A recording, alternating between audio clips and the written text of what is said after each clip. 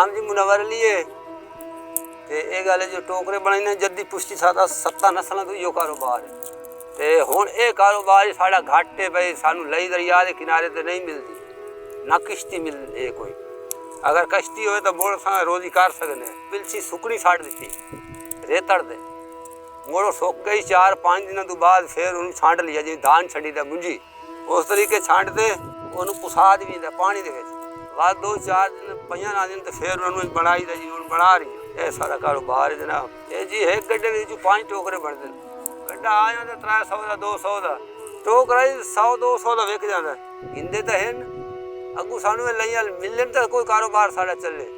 भुख तू बरदे पाए कंगाल होए पाए 15 मील जमीन का 6 नंबर अड्डे थे जलाल मस्ते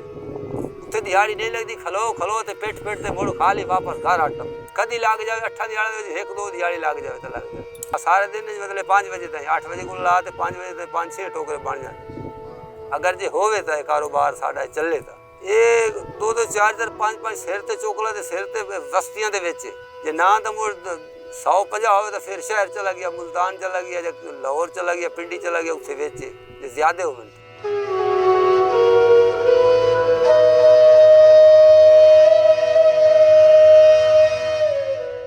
मेरा नाम कौसर माई बाकी ये कारोबार साडा जड़ा ना ये 100 साल तो आंदा पिया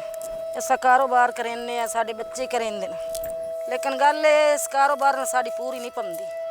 रात दी तो देंदी कोई नहीं देंदी तो रात दी कोई नहीं बच्चे ने लभ जाती है तो खा लेंदे नहीं लभदी तो भुखे ही सह जाते बच्चियां न 3 जवान न एक शादीशुदा की है 2 बूहे ते बैठियां इतनी फुरखत नहीं है इस कारोबार दे जे कारोबार ही नहीं रही पे असा उन्होंने कपड़े देते रवाना कर दी मैं सानू नलका नहीं लभदा आपदा पानी पीवन वाला वे आपदा साडा घर दा नलका होए असा पानी पी लवां जदा कारोबार नहीं लभदा दिहाड़ी करेंदा मजदूरी करेंदा असा तो आने बच्चे पढ़े ना कोई सानू 5-5 4-4 मरले जमीन मिली जावे कोई साडे घर बन जाए साडे बच्चों नूं सकून आ जाए बच्चियां नूं सकून आ जाए बच्चियां साडियां सुख दियां भावें